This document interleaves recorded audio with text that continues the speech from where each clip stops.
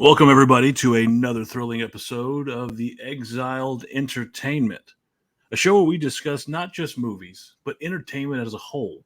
And in doing that, the boss man and I have decided to expand that horizon. What are we talking about today, boss man? We're talking about the great world of sports entertainment, pal. All right, pal. Damn it, pal. Where's the women, pal? Well, I mean, and you and I have been lifelong WWE fans. I go back to the age of, because being from Texas, we talk about world-class championship wrestling. We talk about all these companies that started what would eventually become sports entertainment and what would eventually be gobbled up into the monster that is the World Wrestling Entertainment product. But there's a dark side to that, and I've discussed it. My partner in crime has discussed it in length, and I have very hard feelings, strong feelings for a lot of the stuff that's gone on. But as we usually do with this, I'll let you start it off. What is your memories, thoughts, and current thoughts of the product that is WWE, and more importantly, the czar of wrestling himself, Vincent Kennedy McMahon? As far as my early memories, I grew up like in what some people say basically the greatest period in all of wrestling, which was, well, I would say the Monday Night War, but I was like in the tail end of it, like 97, 98, what my memories were. Now, as far as for me, it was the Attitude Era. And now the 4-year-old probably shouldn't be watching the Attitude Era. That's probably why my mom didn't let me watch wrestling for a little bit after that. Because, flipping your boss off, crotch topping your people, telling them to suck it, and all that. I always remember my mom told me a story of whenever I was misbehaving as a baby and I would cry and bitch and moan. And something my mom would do to kind of try to calm me down. She tried to do everything, it wouldn't work. And then she'd be playing like wrestling CDs with the music and all that. And for some reason, that would just calm me down where I wouldn't even do it. And mind you, again, I was a baby. It wasn't even like, so in a way, I've been watching wrestling since I was in the womb. But regarding I've had a love-hate relationship over probably. I didn't really start criticizing everything until probably around 2010, 2011. And I've said I was to some people, I'm not just a WWE fan, I'm a pro wrestling fan, and it kind of was in that way because there were times where I almost stopped watching WWE for different reasons, and so stopped watching wrestling, period. But then I'd find other ventures like a Ring of Honor or New Japan. Me being a historian, I would go back and watch like the old, or I'd even go and buy the WWE DVDs of certain things like the history of the Four Horsemen. And like you said, that was actually a very excellent DVD. I had that myself. I became a big fan of Tully Blanchard after watching that DVD. Love Tully Blanchard. Master of the slingshot suplex. Yeah. I was it's kind of like with movies. I used to tell people when I try to get like new fans to go and watch, or even like wrestling fans who have only been watching from like maybe the 2000s, 2010s, or so on. And I try to get, and it's kind of like similar with film where they're like, oh, it's old or something like that. But I'm like, some of the best storytelling came from like the 80s and 90s and all that. And basically, since then, they're just copying stuff and recycling stuff from that. The This Is Your Life segment from 99 with The Rock and Mankind has been copied with horrible results multiple times. So, it's that. Now, as far as like Vince McMahon, I was back not in the late 90s, early 2000s. I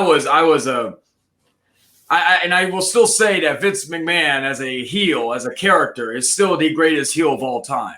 My issue with that is that he's more true to life to that character than he. Yes, as the years, because I've even looked like I watched like even Dark Side of the Ring. I've watched it religiously. Just got done watching the Abdullah the Butcher episode, which honestly my I guess quick thoughts on that. No one was a babyface in that episode. It's very dark. Huh? It's very dark. Like the dark side of wrestling and that side of entertainment is very sick. And I think Yeah. we'll get into some of that. Well, one thing I wanted to say regarding that, if I could ask Vince McMahon 3 questions, and he'd have to answer them truthfully, and I know he would never do that, but let's say he got injected with truth serum. First question I would ask him would have been 1995, what the fuck, with all the characters. But the 2 other questions would have been a little more deep. My second question would have been, what was in the briefcase? For those of you who do not know, there was the lockbox. No, not that. No.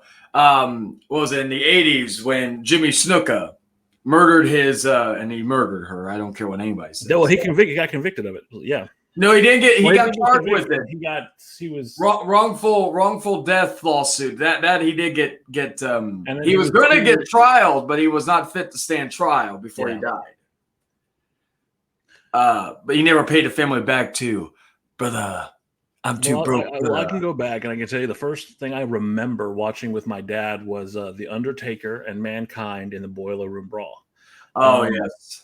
Then eventually Buried Alive, all that stuff, and I was a fan. But my love of wrestling goes back further than that because when I was a kid, I didn't know the significance of this as a child. But my mom's friend her husband used to take us out to the Sportatorium in Dallas. We watched characters like the Missing Link, Gentleman Chris Adams, people like that. But I always loved the art of wrestling. I thought it was cool. I just thought it was like the character and all that. I wasn't your typical fan as a kid. I love characters like Jake the Snake Roberts. I thought he was verbally the best thing in the ring.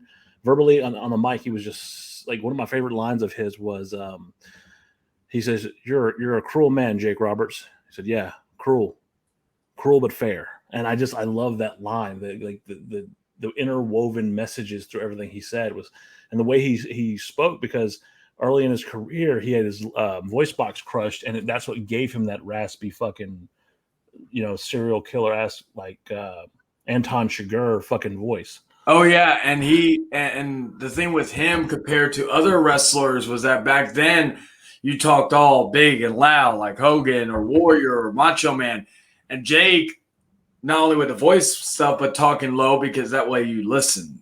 It wasn't just the the ultimate power. Well, that's the thing. Whenever you listen, you had to listen to him because you knew when he opened his mouth, it was going to be important. But moving on to like the company itself, eventually Vince McMahon would buy a company from his father and promised him he wouldn't change the territorial landscape, which he lied. Yeah, that was the first lie he made, probably. He bought up all the talent from all these little areas. And let's be real. I'm not saying that some of these guys are perfect. Vern Gagne was kind of a piece of shit to his talent. Vern Gagne was the original owner of the AWA. Yeah. But he bought out all this talent. You wouldn't have a Hulk Hogan without Vern Gagne. Yeah, Hulkamania started in the AWA, not in Stanford. No, and that's the thing. Hulk Hogan was actually in the WWF with Vince's father, but he decided to go do the Rocky movie, and he fired him for it. Yeah, because he thought it would ruin the business. Because back then, kayfabe was a big deal. And that's why the Iron Sheik and Jim Duggan got fired, was because they were caught in the same. When they were pulled over, they were in the same car together. Well, and to put it this way, like to explain what kayfabe is to those who are not initiated, kayfabe is the practice of keeping the business a secret. And by the business, I mean the wrestling business. Villains are with villains and good guys are with good guys, and you never mix the two. One of the most infamous moments where this was broken, and it divided the wrestling companies and the wrestling fan base, workers, everybody in half, was the infamous curtain call at Madison Square Garden, where 2 bad guys and 2 good guys, 2 of which were leaving, hugged in the ring, jumped on the corners and waved to the crowd. And going back, that was one of the worst. It took me a long time to think about why that was a big deal, but it really did change the landscape of wrestling. It ruined wrestling for a lot of people, and I think for myself a little bit too. And we live in a generation where all we want is to see what's behind the curtain. And even in our real lives and watching some of the stuff that goes on social media, maybe that's not the best idea. Maybe it's okay to be blissfully ignorant and not know what's going on. It leaves a bad taste in people's mouth, and you're watching this ultimately to be entertained. once you peek behind there and see that your favorite heroes and all these people are actually pieces of shit and they're not superheroes, they're mortal men and women like you and I, it takes a little sting, and it really fucks with people too. It did with me, at least. I thought that, I used to think that I didn't like the Ultimate Warrior, but he was a good guy. Turns out, God rest his soul, he was a piece of shit. Oh yeah, and that's one thing I hate about like WWE when they after he passed was that they basically martyred him. And yes, he had a very legendary career, but again, like they spent years distancing themselves from him. All of a sudden now they're making statues of him and all that. Or even Hogan. I'm still, even with all the controversy, I'm still a Hogan. I'm entertained by all his lies. I said I don't know if they've already done it, but someone needs to make a book, just the lies of Hulk Hogan, make it a 4-book series, because I'm sure you could fill 4 books in that. Well, but nice people, good-hearted people, were never going to get their due. Perfect example, one of you and my favorite wrestlers of all time, which was Bret the Hitman Hart. He was fucked, and he was just, in my opinion, trying to be Bill Goldberg, by the way. Sorry, he was trying to be a decent human being in an undecent world. I've never seen somebody who was legitimately a good guy, hard worker, and he got fucked. Granted, it did lead to the rise of someone like Steve Austin, who is, a badass. Texas boy, we love Steve Austin, yeah. But they martyred fucking Bret Hart to make the Steve Austin character. Let's be real. I mean, and it was the fact that they couldn't pay him because they signed him to a 20-year contract. That was like the biggest thing they ever did at that time. And then, of course, when they were going through financial issues at the time, when they were almost like, WWE likes to tell you that they were always going to win the war against WCW. No. There was a point in time where they were about to file for bankruptcy because they were fucking losing money out the ass. You could tell, like, if you go to some of those events in WWF, you go and look at like the In Your House shows, some of the shows, they weren't like how they are now, where they're almost in every stadium every fucking month, or every big venue every fucking month. They were fucking in small buildings, while WCW was white hot at the time. Well, I'll say this: WCW was mismanaged and poorly, but that tells you how fucked up the structure was in WWE. Yeah, you had one man who, and he likes to claim that he found this and he did this. He got lucky with a bald man who wore black trunks and black boots, who got on a stage and said, "Maybe you should go back and get a cheap bottle of Thunderbird and try to thumb up some of that courage you had in your prime." Austin 316 says, "I just whooped your ass." That fucking, there was more to it than that, but that change, that fucking moment right there in time, saved Vince McMahon's ass. And yeah, because look at it from this point of view. Look at some of the big stars that have WCW found a way to utilize them. Now, granted, you also had people like Hogan, backstage politics that probably would have held them back anyways. But they had Austin. They had Triple H for a period of time. They had fucking Edge, for example, for a very short period of time. They had some of these guys who would later become some of the biggest stars in wrestling. And, and Austin was like, he was doing his damnedest to try to be a focal point with the Hollywood Blondes and with the Dangerous Alliance. Still the best, the Dangerous Alliance for Sting Squadron, still the best War Games match that they've done. Well, I mean, you had that talent. Like, you had someone like Ravishing Rick Rude, who was a legitimate badass guy. He was a man's man. Yeah. And WWE had these guys, and then WCW had them. They just didn't know what to do properly with them. I will say that I thought they did a good job with Rick Rude, because they like Vader. They fucking made him, but then when Hogan came in, they just buried him. Which I never understood, because Leon White, the man behind the Vader mask, legitimately sweet man. Like, you can't find one person who'll say one bad thing. And they had Ron Simmons, who was a former Heisman Trophy winner. His numbers retired in Florida. He was a legit badass motherfucker. And first black WCW champion. Are you talking? Ron Simmons, yeah, Farouk. They sent him. They let him go. He went to WWE and did some really, and he doesn't get the credit I think he deserves. He did the first real racial faction in the Nation of Domination that really was blurring lines between the real world and entertainment. You had a militant, soldiered group with all African Americans who were speaking their truth and speaking their mind. Which also eventually led to the catalyst of one of the greatest entertainers of all time and Dwayne The Rock Johnson. They had all of this talent, and WWE got lucky. Let's be real. But they wouldn't have had that. They wouldn't have had Steve Austin if he hadn't spent that time in ECW learning and being pissed off. Paul Heyman comes back and says that he got a call with Steve Austin. He goes, "What's going on?" "Oh, man, I'm just at home. Fucking got fired. Where's my arm?" He goes, "Well, you want to talk about it?" "Yeah, I want to talk about it." "You want to do it in the air?" "Yeah, I want to do it in the air." "You're going to pay me to come over there and cut promos?" "Yeah, I'll pay you to come and do."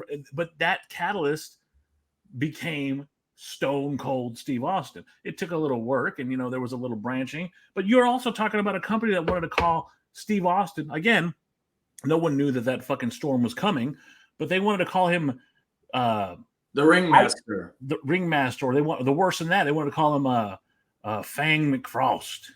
Oh yeah, I remember that. Yeah,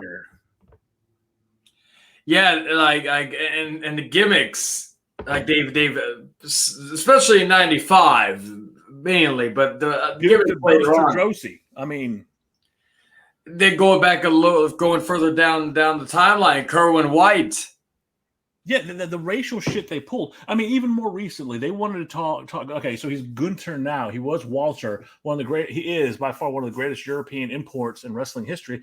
They wanted to name him after a Nazi a submarine captain. What the fuck? Yeah. And then, of course, and that's one of the dark things about McMahon. We whether he wants to admit it or not, he is a racist, because who would want to do the stereotypical having 3 Mexicans riding lawnmowers to the ring? The Mexicools. Yeah. Well, I mean, even go back to him being in ECW and wearing the do-rag and dropping the N-bomb. Oh yeah. When and then what was it? And then of course the certain characters, like the stereotypical Samoa, like even though Umaga made it his own, but Umaga in 2006 was basically the stereotypical what they thought of Samoans. Well, yeah, the savage Samoan. Remember the Samoan SWAT team, the Tommy Kid, Jimmy Superfly Snuka, who's a piece of shit in my opinion, but still, I mean, they turned a giant Samoan man. And they were more focused on his ass than anything else in Rikishi. His sons have done phenomenal work, but when they've come in, they made him do the tribal war dance. They wanted to make it, oh my God, look at these islanders, instead of letting them be themselves. But as we've proven time and time again, when you let somebody just be themselves, sink or swim, you're going to get the best out of them. Best example probably in the recent, 2 best examples, Roman Reigns, and then more recently, LA Knight, because let's not forget when he brought up into the main roster, he was Max Dupree. Hell, they've even salvaged Maxine. They kind of made her popular with the Alpha Academy. Shoosh. Thank you. I mean, I love characters. I like the real characters. There was a little Mandy Rose and Otis. I thought that was a lovely little program they had. Oh yeah. Even Mandy Rose, when she went to NXT, I thought, oh, this is going to be a downgrade. And she was never the greatest wrestler in the world, but goddamn, did she bust her ass to fucking get to the place she was? They never reward those who want to work their ass off. One opinion, multiple multiple examples that I'll bring up are Roddy Piper. Oh yeah, one of the greatest talkers of all time. We would not have people like MGF, CM Punk, anybody like that if it wasn't for his ability to get over as a heel, and never won the world title. Can someone explain that to me? Never once held that belt. He won the European title a couple times, but he never won the world title. Yeah, it's fucking a lot of guys that fucking another guy recently who basically and kind of like Cody Rhodes has shown that he could be a fucking draw after being basically portrayed as a jobber for many years, Matt Cardona. It's such a shame how a lot of these guys who are in the biggest company in the world are basically reduced to nothing. But then when they go to these other companies, whether it be the Indies or just in fucking AEW, Ring of Honor, whatever, they basically show you, hey, you could have had a money player with me, but you decided just to strap me on with some stupid gimmick or fucking not use me. Because they did. I remember when Zack Ryder was over, even when The Rock was there, they were chanting his name where The Rock had to acknowledge him. Instead of taking advantage of that, they just buried him. And I fear, part of me fears that's going to be the future of LA Knight because, again, it just, they weren't planning on it. Look at it like this. LA Knight's a 40-year-old man, but he doesn't look like it.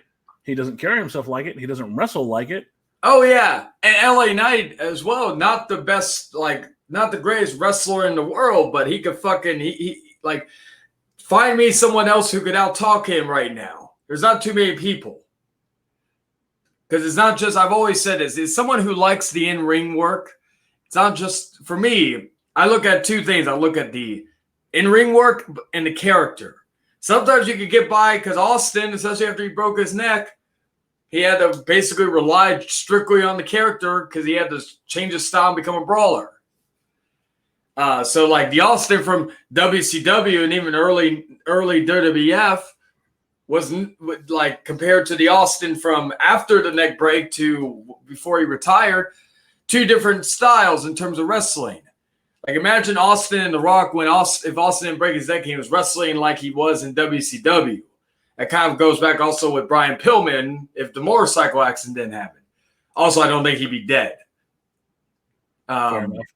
But speaking of mismanaged stuff that led to, or unfortunate events that led to a death, of course, most of you know about the handling of Over the Edge 1999. Dan, you want to care to elaborate? People may not know. Over the Edge 1999 was a WWF pay-per-view. The incident in question is the discussion about Owen Hart, who is the youngest son of Stu Hart, but the younger brother of Bret Hart. He was playing a gimmick called the Blue Blazer, where people didn't know they knew it was him, but they didn't know it was him. And he was supposed to be lowered down from the rafters on harness. And if you look at some of the information that's come out now, this should have never happened. This was a completely avoidable incident. That the facets that held him up were not regulated to held up someone his size. But needless to say, an accident occurred that night where Owen Hart fell multiple feet, striking 80 feet, striking his body and basically dying on impact. And they tried to gain sympathy for it. They tried to, do everything they could to say it wasn't their fault. But if we go back and we look at the things they've researched and looked into the incident that night, this is completely avoidable. There was no point for him to be up there. He didn't want to be up there. He was trying to be a good company man. And that's the thing about Owen, and you'll hear this from a lot of the people. I've never met Owen Hart. I don't know Owen Hart personally, but I do know that I've gone back. I've watched personal interviews, not WWE scripted interviews or not anything like that, but full-on personal testimonies about him as a human being, and they love him. He was the sweetest man. He pranks on people, and he would give the shirt off his back. One such interview comes from a third-generation star. I know they say second generation, but his grandmother was in the business, so go fuck yourself. He was a third-generation star. Jeff Jarrett, he spoke so highly and eloquently about Owen Hart. Mark Henry spoke so eloquently about Owen Hart.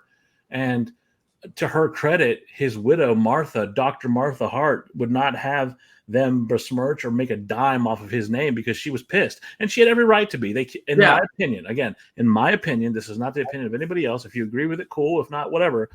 The WWE incompetence is what killed Owen Hart and shortened the life of a damn good athlete, a wonderful talker, a good human being. But they did that, and they tried to basically, bury that under the guise of it was an accident.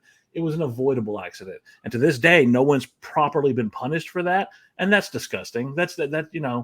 So much stuff has come out and so many people are getting to, the rug is being pulled over and the dirt's out there. But we'll establish later on there's no real consequences if your name is Vincent Kennedy McMahon. Oh, yes. And the one, it is nice to see them back, her and the family be back in wrestling. Of course, they went to AEW, and for the first time in decades, you're able to go and pick up an Owen Hart action figure. Shit, you could play Owen Hart for the first time in nearly 20 years in an AEW video game. There's these things that a lot of people have been wanting. With I want Owen Hart in a WWE game, or I want Owen Hart in a wrestling game, or I want an Owen Hart action figure that's current or something. But see, that's the thing. And I know we're talking about WWE, but we can't talk about them without talking about AEW to some regard. Yeah. They've done the right thing. They paid respect to the man. They didn't try to make a dime off of him. And in fact, any purchase of an Owen Hart product, a majority of that money goes to the Owen Hart Foundation. they've done it the right way and they've paid respect. But that was the thing. In that time, you couldn't do that because, and this has been an ongoing topic of discussion. Vince McMahon, again, my opinion, has a monopoly or had a monopoly on the wrestling business. He bought his competition, and it suffered for that. Moving into what we would call the low point of wrestling, WCW was purchased. Shortly after that, ECW went out of business, and you have all these wrestlers on the market that need a place to go. And of course, Vince McMahon is salivating because now he controls everything. And he's, in my opinion, an egomaniac, a monomaniac, whatever the word is. And he doesn't like the world that he doesn't get to keep in the palm of his hands. We're talking about a guy that sleeps 3 hours a night, works every day, because that's all he has. We saw that recently. You know what? I'll wait till we get to that, but I will bring up this. We talk about male wrestlers, but we haven't really touched female wrestlers and the horrible treatment they received. Going back to the days of what some people call a legend, I call her a very horrible woman. Oh, yeah. Fabulous Moolah. Yeah. Fabulous Moolah was a professional wrestler who screwed she screwed was it Lauper?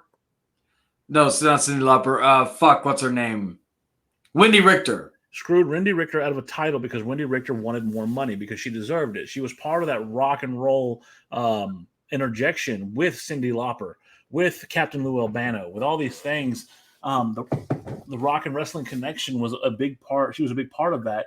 And she left wrestling forever because she got used up. There was a screw job before the Montreal one, and it was that where she went in, she got pinned. She wasn't supposed to get pinned. She wasn't supposed to face Moolah. She got lied to and tricked.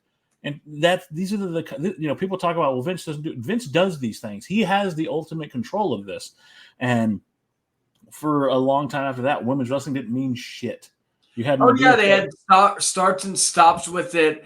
And then, of course, in the Attitude Era, which again, different time, but still, like, look at it from modern lenses, them objecting or objectifying women regarding like the bra and panties. Again, for a young kid or a teenager, like, you love that shit. You love seeing these like Trish Stratus in a thong or fucking whatever. Sable. You can see Sable like looking provocative. I'm not knocking that. Okay, there's things that we can knock, but it was a different time. I'm not here to knock that. There was a different time period. Yeah. What I am here to knock is having a grown woman on her knees barking like a dog. Yeah. For your entertainment.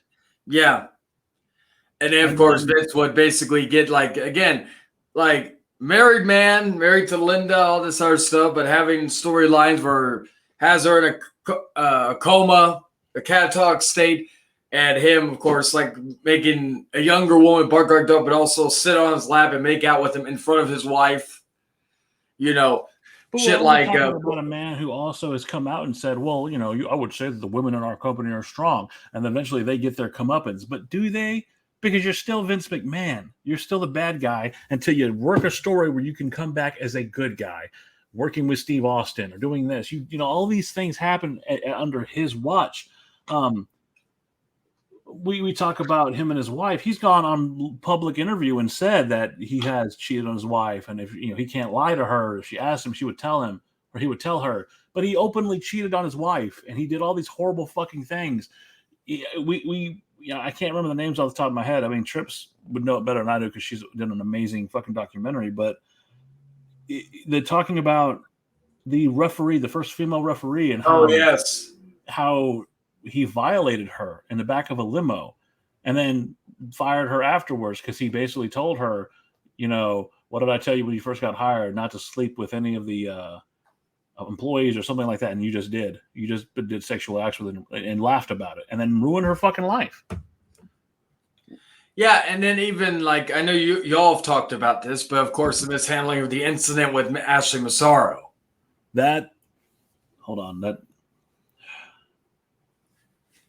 Sorry. Do me to talk about? I can, that bothers me. It always has.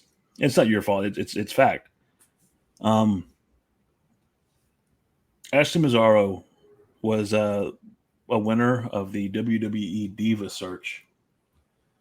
Beautiful young woman, smart, intelligent, knew what she wanted, and she was lied to throughout the entirety of her career. But she wasn't taking it. She stuck. She knew her value. She knew her worth, and she bucked back.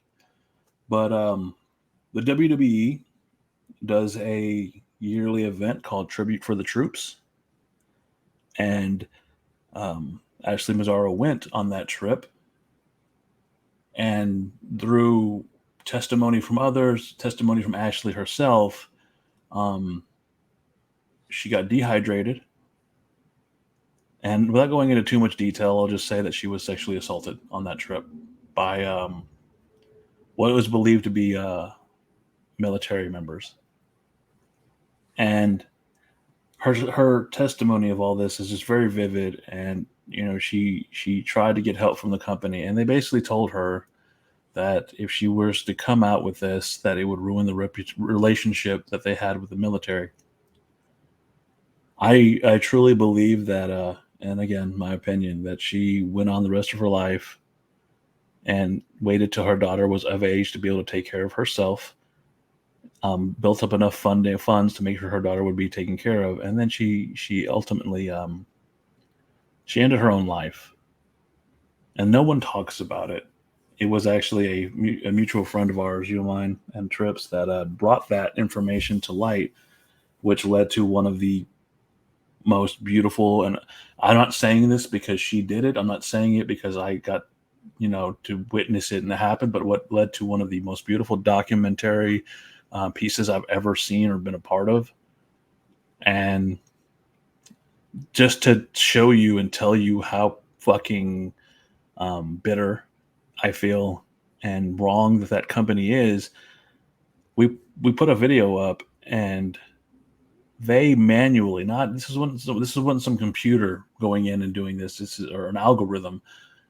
The WWE itself went on and knocked that video down 15 times, I believe, something along those lines, manually. But we were not going to be deterred. We got that video up. It is a little bit edited. Some of the film is gone from it, but they, like I said, they don't want to hear that truth. They don't want people knowing that truth. That, in our opinion, they were responsible for the mishandling of a sexual assault. They were irresponsible in all the lives that they have touched. Vince McMahon is responsible for multiple sexual misdeeds and trying to pay people off. I mean, it's really fucked up that you have to make a choice between your fucking pride and I'll give you $10 million if you don't say that I fucked with you. Vince McMahon has gone on to be accused of inappropriately touching people in massage parlors, inappropriately fondling that of female athletes. Lest we forget the ring boy incident. Pat Patterson, right? Yeah. And they would have you believe that all of these people are heroes and stars and legends. And yet, when you go and you look behind that velvet curtain, that velvet rope, that stage, and you see that there are monsters that hurt people emotionally, physically, and they think that they can throw their exorbitant wealth at them and their lawyers and they can get out of it. And, I'm so proud of her for making that making that video. I'm so proud of her for putting together such a beautiful piece of work and having the courage to stick to the convictions. I'm truly of the opinion that they shadow ban the channel that we work on. We did a video on someone else and had 30,000 views, and all of a sudden we put this one up, it gets to 1,000, and all of a sudden no traffic to our channel whatsoever, because they don't want people to hear that. They don't want people to know that this monster did this horrible thing. And I don't respect Vince McMahon. There was a time where I thought he was the coolest person in the world. I thought he was a savvy businessman. I begrudgingly say this. I have a tattoo of Vince McMahon with devil horns in the back of my calf because I was a big wrestling fan. And there's nothing there's nothing I'd rather do right now than have that laserly removed, because I find him to be one of the most disgusting human beings in the world. I think that he has built his empire on the bones and blood and sweat of what he would call independent contractors, which we should definitely talk about that as well. Oh, yeah. He has broken people. He has hurt people under the guise of expansion and trying to say that he's a business person. In a video on this channel, we talked recently about a man named Donald Trump who is openly, he's a man. I have a lot of respect for Donald Trump, but this is the antithesis of Donald Trump. This is the dark side of money. And, he had the opportunity to step down recently in shame because of an allegation that was proven true about him and inappropriate actions. And what did he do? Because it was a shot to his ego, again, in my opinion, he came back and he strong-armed his way back into a company that did not want him anymore. Yeah, because they were, of course, in the process of selling, and he was still the final say regarding that. They couldn't basically do anything without his approval still with that in that regard, which, again, it just shows the type of person he is, that he can't let it go. Like for years, a lot of people have been begging for him to step down, and I've said this. I said this for years. I said the only way he will ever step down for good is the day he croaks. And I'll be very blunt. I wish that he would just go away and die somewhere. Just go away. I don't want to see you on my screen anymore. I don't want to read about you in my news anymore. I don't want to see until you're willing to come out. And I'm speaking like directly towards Vincent Kennedy McMahon. I don't want to see or hear about you until you're willing to come out and apologize for all the travesties, all the years of theft, rape, maybe that's extreme of a word, but I call it that. Unwanted sexual contact would be considered rape. Wouldn't you agree? Yeah. And maledicent, all these maleficent things he's done. I want him to apologize. Does it mean anything to anybody? Probably not. It's been so long. Would he ever do it? No. Would he mean it? Probably not. I don't think he's a good person. I think he's a monster.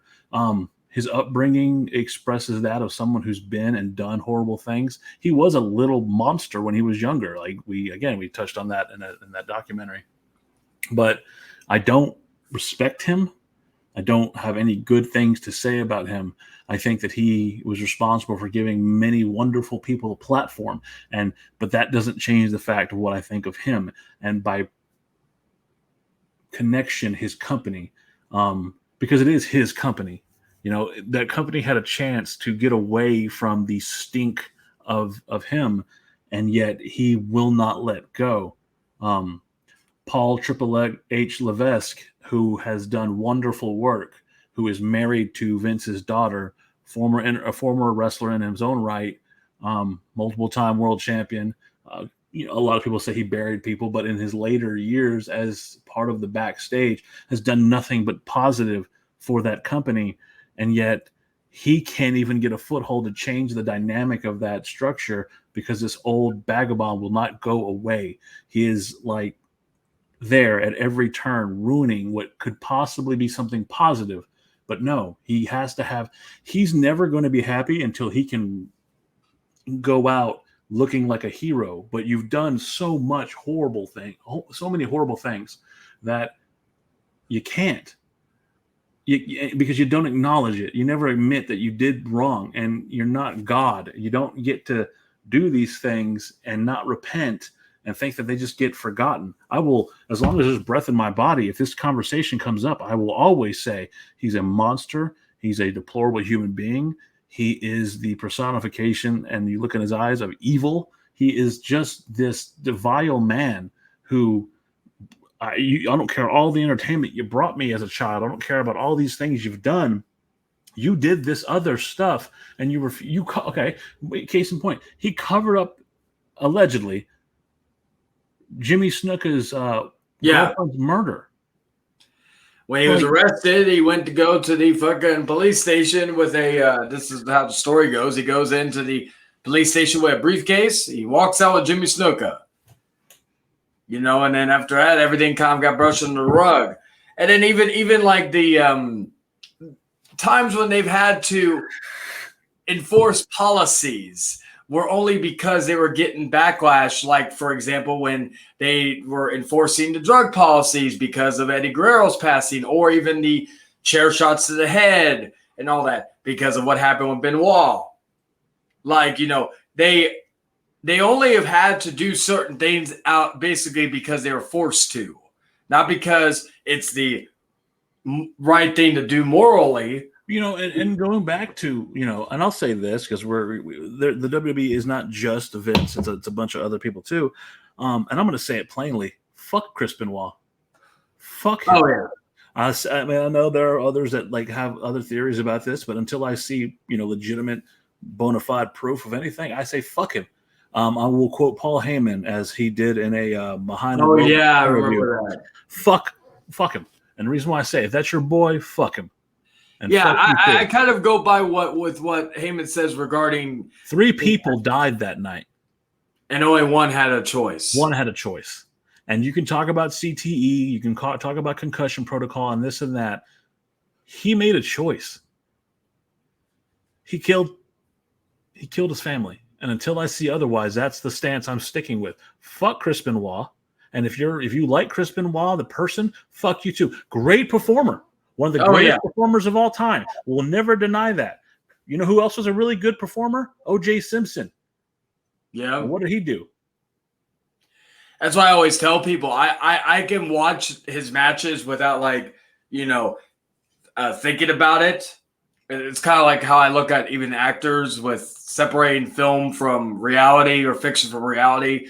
Like I can still watch Usual Suspects with Kevin Spacey or whatever other stuff with Kevin Spacey. Still one of my. I can watch a Spielberg flick and still think Spielberg is a piece of shit. Yeah.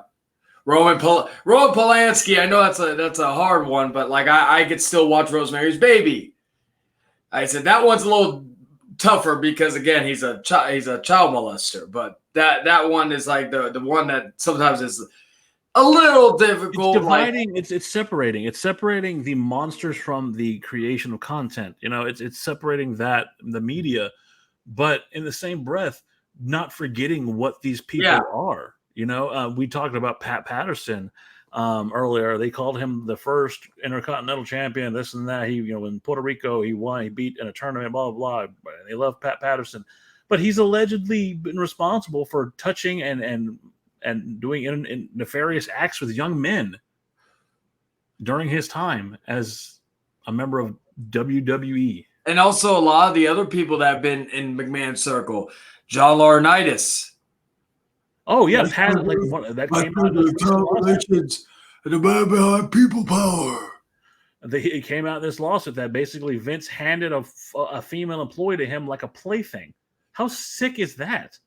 Oh yeah, even when he would hire people, it would not be because of what he would just basically go on fucking the swimsuit magazines and say, just flip through them and say, okay, we want that one. It was never because their talent or anything like that. There's some chicks in there that maybe are I remember Athena talked about this after she left WWE about how they wanted her and the other women to even outside of it to dress sexy and all that stuff. And that was one of the things that bothered Athena because she's I like wearing jeans, just sweats and fucking, and all that. I look at her fucking social media posts. She's all wild hair, crazy looking, still a beautiful woman, but but do they want that for real? Because then let's go back to someone like Mandy Rose who was making money on her own. But and then it wasn't because she had a fanzine or something like that, and they didn't like a particular photo or whatever. Oh, you're fired. Oh, so and then you weren't making that money for WWE. Even with Twitch, back when a lot of the guys were doing Twitch, and now they reestablished that people could do Twitch, but back then it was oh well, we have to control it. And all that. And it's people like Adam Cole who games all the time when he's not doing his wrestling stuff, other people or they have YouTube channels. I remember, who was it? I think, I know Malachi Black and Zelina, right? I think it was mainly Zelina's channel, but they had a YouTube channel. I know Asuka still has a YouTube channel, but a lot of these people that have their little separate little side hustles. Well, that's the thing. It was during the pandemic when it was really heavy, and these guys were trying to supplement an income. They weren't getting paid the way they should have been because there was no arenas to go to because of the pandemic. So you're going to deny these people the opportunity to make money, but then you're going to call them independent contractors whenever it suits your fucking narrative. Oh yeah, and then they fucking fired a lot of people due to budget cuts, pal. Even though, again, because like, they were still making a boatload of money in spite of themselves. A lot of people lost their jobs during a period where it was going to be very difficult. Really, there was only two. There was really two companies that you could go to right now and wrestle during the pandemic. That was WWE and AEW. You had no independents that you could go to. You had like, at least like, if you're like before, like I mentioned about Matt Cardona or Cody Rhodes or something like that, when you got released, you had somewhere to go to make and they would take you because of your name or something. Now, someone else that they didn't really, and they've always started to use this now, but what also irritates me is certain people that they've it's a kind of a two-parter, but they will make big deals about their deaths, and then others they'll forget, even though they were still big players. Like I found out, not from WWE, but from a fucking website, that Umaga died. And they basically brushed that and they didn't make a big deal about it. And like that was one of them. There's others that have passed on that, they didn't really give the same treatment in regards to that. And then also, like, not just that, but just the idea, and I know people have had different opinions about the Hall of Fame, but like Vader, and this still pisses me off to this day. Vader was told he had 2 years to live. So you had 2 years to get him into the Hall of Fame to get a speech in. For Vader to just have his moment, and they fucking didn't do it. Same thing with Macho Man Randy Savage. Like all these years, I know there's stories about like stuff with him and Stephanie and all that stuff, but if you're having a legitimate Hall of Fame, I'm sorry, but is the Rock and Roll Hall of Fame going to keep somebody out because one of the fucking judges, his daughter, got fucked by one of the performers? Well, I don't like. In my opinion, I don't respect the Rock and Roll Hall of Fame because they have people in there that are not anything near rock and roll. They have rappers. I agree, but what I'm saying is as an example, I get what you're saying. Like that one that may be a future, just because I have a lot to say about that. Fucking, to me, the WWE Hall of Fame is more legitimate than the fucking. Let's talk about this. We're talking about sports, okay? Then is the National Football Hall of Fame going to keep out a football player because at some point he fucked an owner's daughter? I don't think so. What legitimacy does your Hall of Fame have if it's about favoritism? Yeah, it's like another one, and I still don't understand. But Demolition still are not in the Hall of Fame. That Victoria. I know Batista was supposed to go in the Hall of Fame, but then the pandemic happened. He wanted to do it from the crowd, so I get that. But like fucking, and then even guys that are not even in the company, maybe in another company. And they're not going to do it just because they're in another company. It didn't stop them from inducting Ric Flair for a second time with the Four Horsemen. Didn't stop from inducting Vern Gagne, who was never part of the fucking WWF program. Christian Thunder Liger, besides one appearance in fucking in NXT, the Great Muta. Again, the people who deserve to be in any wrestling Hall of Fame in the world. I'm not going to deny that, but like Demolition, fucking. What do you call it? Elizabeth. And again, another person that may be controversial, but I still believe he's worthy of the Hall of Fame. Lex Luger. Trying to think of other noteworthy names. Sable. And again, Sable's another one that some people may not agree with. But again, they're never going to induct her. Why? Because of the whole controversy with that. She said that she was sexually harassed by Vince. Yeah, and the other thing is like, and that's the other thing that it's there's still some probably bad blood there because her husband is working for them, so it's not like he can't they don't have a middle person to basically try to see, hey, maybe let's talk to Brock and let's talk to which I still like of all the weird relationships in wrestling, I am still fathomed and amazed that not only Brock Lesnar got with Sable, but they've been together for this long. It's interesting to me. Like, I never would have, my mom still talks about, because she, just looking at Brock, she got with him. But like, even to that point, look at the bullying culture. Rene Dupree came out a couple years ago talking about how he was treated like he was a homosexual man. He was treated like shit. They made fun of homophobic slurs to him, and they did all these horrible things to him. No one ever picked up on that. No one ever decided to say, wait, in this culture of Me Too's and everybody needs to have a fucking voice, they never fucking thought to go talk to Rene Chris Dupree. Kanyon. Chris Kanyon. Like, again, big Undertaker, and I'm sure it wasn't his idea, but how Undertaker brutalized him in that match. And again, I truly believe if Undertaker was, but then again, also Undertaker probably had a lot of say power regarding certain things. Well, we're talking about bullying, Public Enemy, and the APA beating the shit out of them, hazing. Oh yeah, the Acolytes. Yeah, and I love the Acolytes, but.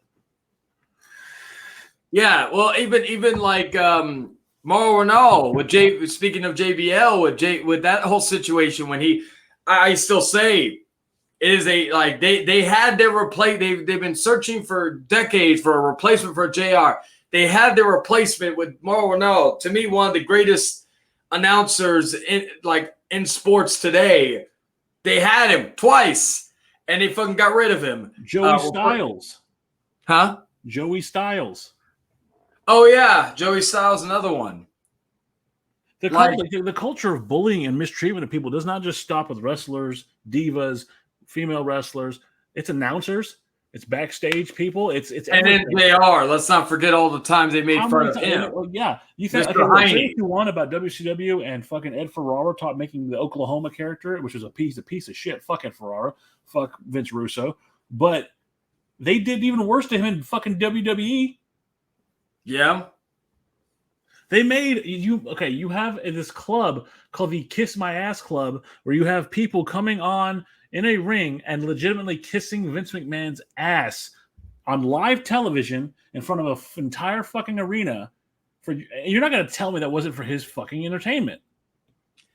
Yeah, and then and like just like not just with that, but just like with just the consistent. I know some people, and I know you're probably not a fan of this one. I still probably one of my favorite, and not maybe more talk about now, was the feud with him, his son, or as he would say, the product of my semen.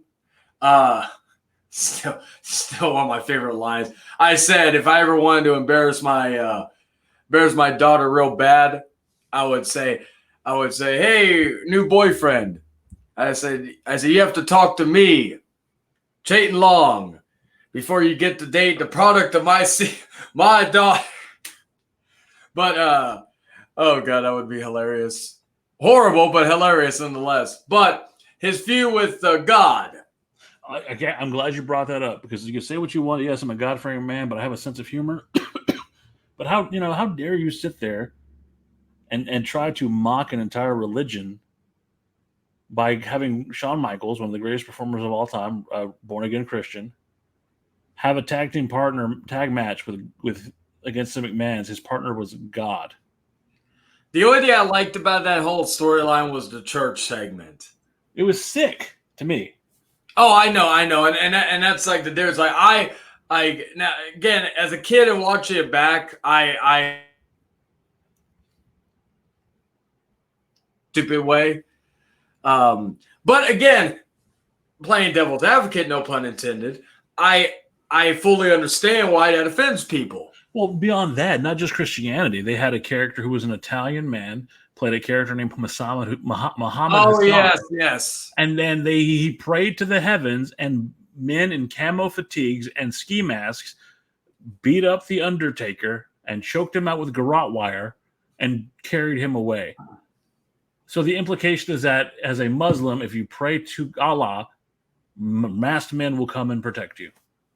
Yeah, and then of course, and the plan originally was for him to, which I thought was going to be brilliant, was have him defeat Batista at SummerSlam in Washington D.C. Not only Batista's hometown, but also Washington D.C. But of course, they didn't do that. Then they probably would have went with that, and I thought that would have been great going with that storyline. But they did that, and of course the London bombings happened not too long, like right in the same week, and of course they had to kill him off, and of course he never worked again basically in wrestling. But again, he wasn't even a Muslim man. He was an Italian. Yeah. Well, also look at Yokozuna. Yokozuna, not a Japanese man, Samoan. Yeah. Played to play a Japanese sumo wrestler. Yeah. That's the whole thing with that. Like certain people that if they look the part, then they're like, okay, we'll have you be this, even though you're not this ethnicity or something. Which would blew my mind. Like someone like who's like you may know him as Mr. Brody Lee. He played the character Luke Harper in WWE. He was a New Yorker guy. He was from fucking Rochester, New York. He wasn't Southern. He didn't have an accent. And Vince wanted him to play basically a swap person because of the way he looked. Oh yeah, and then like, and I still like God rest his soul, but him doing the basically the parody of Vince McMahon as Mr. Brody Lee, when he would play off the rumors and the stories about him hating people eating in front of him or people sneezing in front of him because it shows weakness.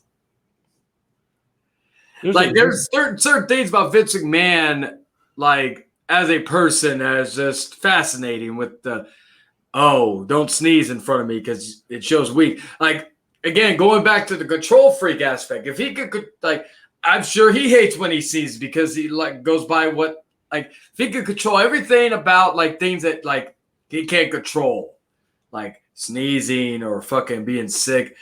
If he had the cure for world, like cure for sickness, he'd probably do it just that way. No one have any excuse not to come to work.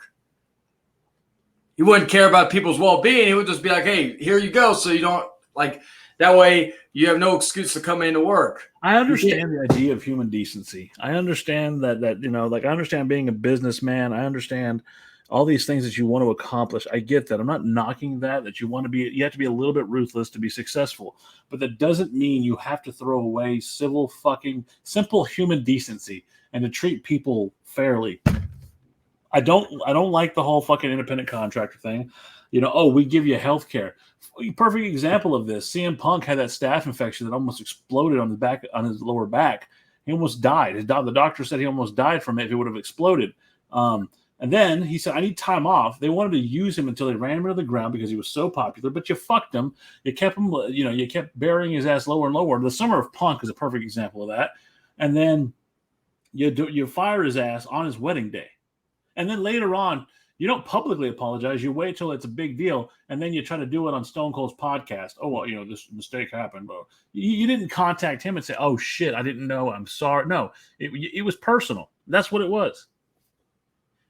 Yeah, and just the idea of when he did the thing with Cole Cabana and talking about all the stuff, and then fucking with, like, even the bad history that he's had with people just because of whatever reason. Like Punk did something that a lot of people don't have the balls to do. Like that's what always has irritated me about some people. I always like the people who actually do it because they love doing it, not just because of the money. Yeah, the money's good, but like I said, you have other options. And like recently, Eric Young, who of course some of you don't know, he was he used to be in WWE, but he was also formerly in Impact Wrestling, TNA, part of Team Canada, former world champion there, yada yada yada. Well, he left Impact again last year, and they kind of played off like he got killed, which I'll get to how that looks dumb in hindsight now. But they so he could go back to WWE. And there was rumors that he was supposed to be part of maybe the Wyatt Six, so on and so forth.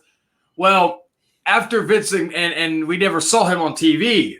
When Vince McMahon came back into power, he actually requested his release. He got his release. He had to wait it out, which also I think is stupid with the 90-day non-compete. And then he went back to Impact as recently as a couple weeks ago, and he. Without saying it, he basically said the reason why he left, he didn't want to work for Vince McMahon or answer to him. And even though, again, Eric Young was never going to be a big star in WWE, he's honestly never a big star. Like, the closest thing he's ever been to a big star is in TNA. But I respect him for knowing his worth. And I think I think if more people did that, we would have a better outcome as far as this. You don't hurt a man like that until you hit him in the pocketbooks. And it's when the guys that are making the millions of dollars in that company finally say, I don't need you. I don't need your machine. I need my personal respect. I have Like Cody Rhodes came, like, for example, left, became a big star, basically created his own company with others. And then he came back, which again, at the time I was like, why would you go back? But now I will give them credit. For the most part, they've done a good job in keeping him as a big deal. But now there are things where I think he should have won WrestleMania, but that's a different story. But like, it's sad, to be honest, that certain wrestlers have had to go and basically make themselves more attractive after WWE basically murdered their careers. Like, who would have thought that Drew McIntyre, who at one point was fucking wearing leather pants and was a fucking like basically the modern day version of the Job Squad with him, Jinder Mahal, and fucking Heath Slater, later become a multi-time world champion in WWE, but he had to go to other companies and get himself, like, not only ring-wise, but like physically looking good.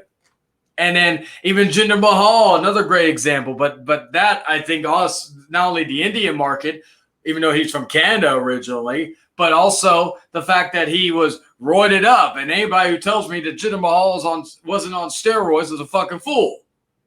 Just look at the acne on his back and tell me if he's on steroids. That is a fucking side effect of using steroids. There's a lot more dark tunnels we can go down. There's a lot more things we can go into as far as that. It's just, for something that was meant to be entertainment and enjoyable and something that I treasured in my childhood, it's so fucked up. I should have never looked behind the curtain. I'm glad I did. I'm glad I know, so I know what piece of shit I'm watching. But it's not just entertainment. It's a dark, dark pit where you can get lost in all the horrible things that have been done to people. And it all stops and ends, and the bag has to be held by somebody, and that is Vincent Kennedy McMahon. And I guess I'll say final regards regarding it, because we've covered a lot within an hour, and I've always told those to people. There are certain things we could go into multiple parts of this. We do have plans for certain, especially here on Exiled Entertainment. We have plans for certain episodes to be multi-parters due to the length of content to cover. But I remember when I went to what was it? I'm going to SmackDown in October. I actually just got my ticket as well to Lacuna Coil because a chick from Laredo is coming down here, and and plus I want to see them live. But SmackDown's coming to San Antonio in October, and I have not been to a SmackDown since 2006. And also it'll be past the 20-year anniversary since my very first SmackDown in 2003 that I went to live. When I met Sean Benjamin, he was amazed how I remembered exactly the exact match, the main event that he was in at that show. But I remember when I went to Raw back in last year. My very first Raw of all the years I've been a wrestling fan, never went to Raw, because usually when I went to wrestling shows, most of the time they had SmackDown. SmackDown was usually the main show, and the times when they have Raw, I wasn't interested. Now, granted, I will say this. Back then, I would spend a couple $100 to get front row tickets or decent seats. Nowadays, like for SmackDown, pay $20 for a fucking ticket to go SmackDown. Nosebleed seats, I don't care. That I like going to the live shows, but I don't want to give them more money than I should. But I remember back in the day when you went to a show, you would be able to bring signs, and they could be big, they could be small, whatever, right? I had a sign for fucking Mr. Kennedy becoming the world champion at the Royal Rumble 2007. Oh, how wrong I was about that. Kennedy. Yeah, so I was like I could do that. But I remember when I was in line at the AT&T Center to go to fucking Raw last year, they had people come out and they were telling us, hey, and people had some big signs, not like gigantic, but decent size. Probably size I would have taken back in the day. And they were like, oh, well, you can't take these signs and you have to cut them in half or whatnot per WWE. It was so funny because this is the other thing that it's not just the people that are behind the scenes that are doing this. I've always said this: if you really want to hurt them, if you really want things to maybe change, do what, like, basically don't put all the money. Like I am a fan, and I believe in the two H's. Why I'm still a fan of WWE, despite all this. Habit and hope. Habit, because I've been watching for so many years, basically my entire life. And number two, I hope it gets better. And at least with the pay-per-views, it's gotten better. But when I do go to these shows, I do not go and spend the amount of money to go to these shows. I would rather spend $100 or more to support another wrestling show, whether it's an independent show, whether it's a fucking AEW show, whatever. But it was funny because all these fans were sitting there chanting, "Fuck Vince McMahon." It was before he retired last year or went on vacation. I never call it a retirement now. I call it he just went on vacation. And I'm sitting there laughing, and I'm like thinking, but I bet any of you ain't gonna ask for a refund or go in. You're gonna go right in there and start cheering like nothing ever happened. And so I advise anybody, if you really want some type of change, if you want, like, and if you are so like you're addicted to the product, you can't stop watching it, then don't spend as much money on the shows. If you go to a live show, do what I do. Spend $20. You may not be able to, you may need a telescope to see everything, but at least you're there. You're having fun with a lot of different wrestling fans, and you're not giving them more money than you should. See, I'm on the other side. I say don't spend anything, but that's me. Well, that's true. Sometimes there's like when WWE, sometimes the only show until so wait for AEW to come back. They went twice last year and they haven't been here at all. Been to Austin though. I love you, Austin, but fuck you too. Quit getting AEW. Bring. Just have Tony Khan if you're listening to this, and you did take one of my videos down one time, and I still love you, Tony. But Tony, bring AEW back maybe 3 times a year, or give me free tickets to All In and Wembley. Well, either way, give me an excuse to go to UK. That way I can go. But I need to avoid Kevin because he wants to get me under his covers. Anyway, what do you call it? Like the only times I really I will say this: the only time I spend big money on any WWE is the video game, because at least with the game I could actually make it into something good. Like give me the world championship for 2,000 days. Because I draw money, Vincent, man. If you want to sign somebody, sign me. I'm your next world champion. You're a damn fool. But that being said, and sign Jordy Scow. Sign me, him, and Dan, and then we be what's a good? I would never work for that man for no amount of money. I'm sorry.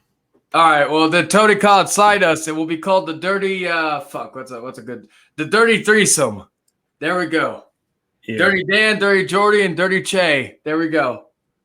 That being said, Dirty Che, we're about that point. Yes. Next 6-man tag team titles. Anyway. And also one last thing. Give me give me Abaddon. I want Abaddon. All right, anyway. So with that being said, guys, I appreciate y'all sticking by and watching this. And like I said, this is going to be a tough episode to cover because of that. But on a lighter note, Dan, you want to say we have a little announcement. Which one? Well, Exiled Entertainment, from my understanding, because there's technically 2, is going to be now a weekly show. Well, we're going to try. We're going to try. So we got 2 episodes a week. We're going to try, but that's the goal right now. So the plan is next week or this weekend, the lovely Trips and I are going to go see the Barbie movie and maybe Oppenheimer. So Dan's going to be a Barbie girl for the weekend. Kiss my ass. We're going to go do the best we can so we can review those movies for y'all. Yeah. Barbie, I'm seeing Barbie tomorrow. And as far as Oppenheimer, I'm seeing that Thursday. I already got my ticket for Oppenheimer. So that's already done. Just and all that. But Dan, you got to wear pink. You got to wear pink. You've seen my logos, right, with the panda? Yeah. You wear a pink shirt. I'm fine. All right. I'm gonna make it hard for you. You got. I've seen some guys in a pink dress going to Barbie. You got to wear a pink dress. You and Trip's got to be matching. You just really, when I come down there to see you, you really just want me to beat your ass, don't you? Doing the pink dress. So anyway, thank you for watching the Exiled Entertainment. I'm Dan. I'm Chayton. And we will see you next time. Until then, ta-ta for now.